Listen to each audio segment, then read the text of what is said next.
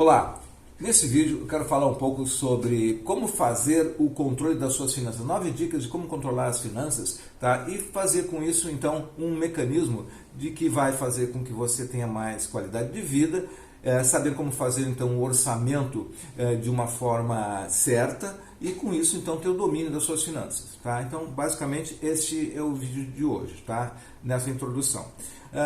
Antes disso eu te convido para te inscrever no canal, dar o seu like, comente, compartilhe também, conheça mais no Instagram e também a minha página no Facebook, Sampaio Sucesso Financeiro, tá bom? Bom, link na descrição do vídeo. Então, como introdução ainda, tá? O que leva a nós controlarmos as finanças? Por que é importante controlar as finanças?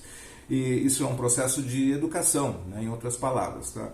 Bom, é saber então duas coisas básicas. É o quanto que é a sua renda, né? Quanto é que você tem de disponibilidade para fazer a sua vida girar, né? A roda da vida financeira girar, e o quanto que é os seus gastos. Bom, o que você sabe, eu sabendo disso, o que você precisa então fazer para melhorar essa situação? Tá? Se você tem então o controle das finanças, significa que você pode trabalhar a melhora da sua renda e também administrar os gastos no sentido de reduzi-los ou eliminá-los ou fazer gastos que sejam sempre mais inteligentes, né? Porque normalmente a gente, se não tiver o controle, deixa passar e termina se desperdiçando dinheiro, na verdade, em pequenas coisas que não agregam valor, que não fazem o capital se multiplicar, que é a última parte dessas dicas de hoje. Bom, outra coisa importante, tá? Que quando você tem o controle das suas finanças, você tem então uma situação de mais qualidade de vida, ou seja, você não precisa se preocupar com o final do mês, tá? Aquela preocupação de final do mês e acertar contas e se o dinheiro vai ser suficiente, enfim, você tem essa situação sob controle e muito mais relaxado, muito mais tranquilo. Essa é digamos, o grande benefício de conseguir se projetar no tempo, nos meses seguintes, na vida, de uma forma de ter, então, nas suas mãos o controle do dinheiro e da sua situação, das emoções que pode estar em volta disso. Bom, independente do valor de dinheiro que você tenha, da sua renda, tá? Então, isso é o conceito de administração. Junto com isso, é importante ter em mente que a repetição de um modelo de controle, de administração do dinheiro, ele traz, então, com a repetição, um hábito de você viver de uma forma organizada, né? Organizada, enxergando claramente quais são as suas receitas, quais são as suas despesas e, com isso, então, poder administrar os caminhos que tem aí em termos de possibilidades de realizações.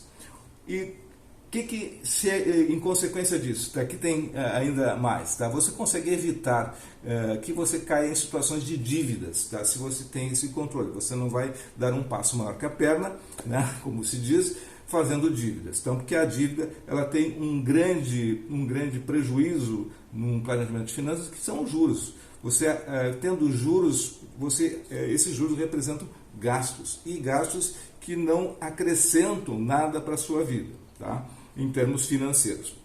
Segunda coisa que tem também em você ter o controle é basicamente em cima de que você não vai ser, por exemplo, aquele poupador apenas por guardar o dinheiro, que também se torna um escravo do dinheiro se você não tiver um objetivo para esse trabalho. Ou seja, você eventualmente pode até ser uma pessoa que consegue ter a administração do ganho do gasto e tem sobra, mas você não faz dessa sobra um casamento com um objetivo que leve você a uma satisfação, uma realização pessoal, em termos assim de ver as coisas acontecendo no tempo, né? Então, duas coisas, tá? Não ter dívida e também não ser um escravo do dinheiro, tá? Você tem uma gestão financeira inteligente. Bom, vamos às dicas então.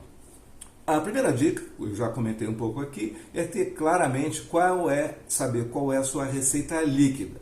Você tem uma receita do seu trabalho principal, da sua atividade principal, e essa receita, se tem a referência dela bruta, né? A pessoa diz, eu tenho uma renda de 2 mil, de 3 mil, de 5 mil, de 20 mil, de 50 mil, e essa é a renda bruta. Abaixo dela tem os descontos e uma série de descontos, dependendo do valor, tabela de imposto de renda, essas coisas todas, né? Então, o seu valor líquido é que importa na hora de fazer, começar a fazer essa organização. Qual é o valor líquido que você tem de receita? Tá? Bom, se você você é casado, tem mais pessoas que compõem essa renda, some essa renda e você tem a renda líquida, então, do grupo. Primeira coisa. Se você tem uma remuneração que é variável, faça uma média dos últimos 6 meses e defina, então, essa é minha renda mensal, ok? Abaixo da renda você tem os gastos, né? Na verdade, melhor dizendo assim, qual é o seu custo de vida, tá? Qual é o seu custo de vida? O custo de vida o nome já sugere, é basicamente as despesas que você precisa fazer para você, então, levar a vida que leva. Você pode especificar isto e saber, então, de duas formas, pode saber aquilo que é necessidade e aquilo que é vontade, que é o segundo ponto, que é os gastos, né? Separado por categorias. Então, nós estamos indo de dica a dica. Receita, custo de vida, e os gastos separados por categorias, você tem, então, a condição de eliminar aquilo que não serve, tá?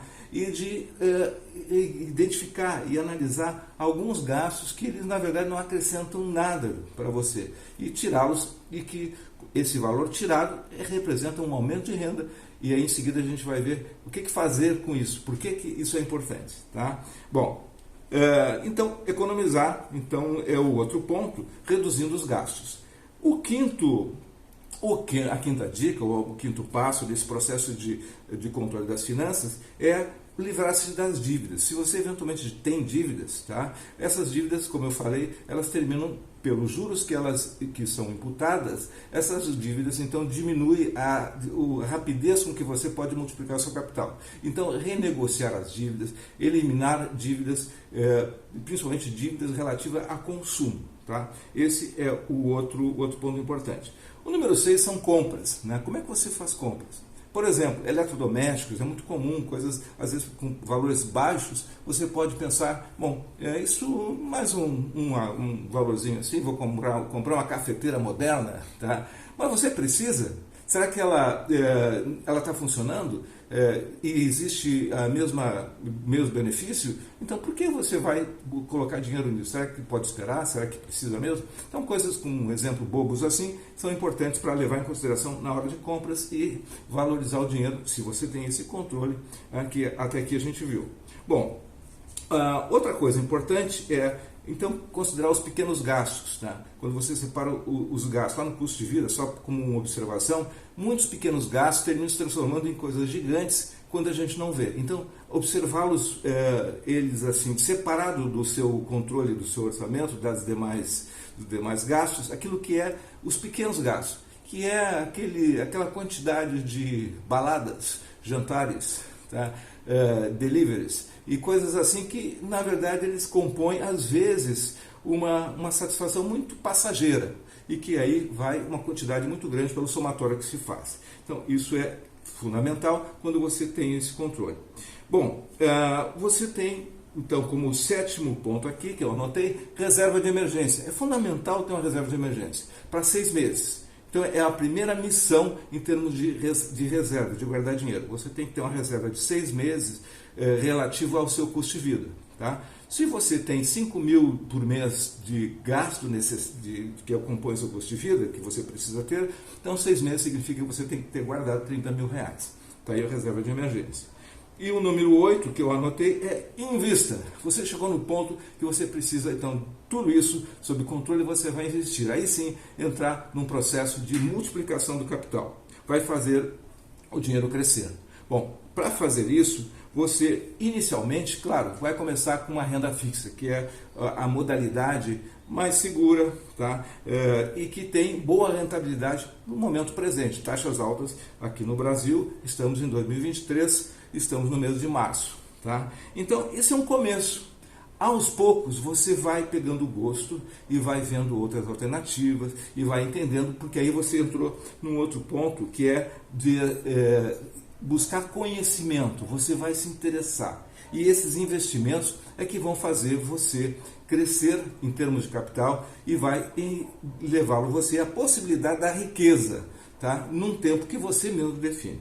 Então, esse é a oitava dica, o oitavo ponto do controle das finanças. E por fim, mais operacional, voltando ao grande ponto que é saber controlar os gastos, existem aplicativos, tá? Eu até anotei alguns aqui, que facilitam para aqueles que têm assim, facilidade e gostam da tecnologia, enfim.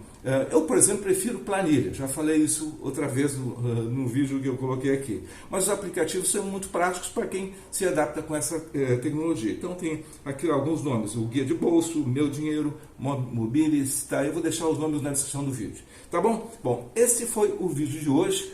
Espero que tenha sido importante para você consolidar essa ideia de controle e de organização das finanças pessoais. Tá bom? Ficamos por aqui. Até o próximo vídeo. Sucesso e prosperidade!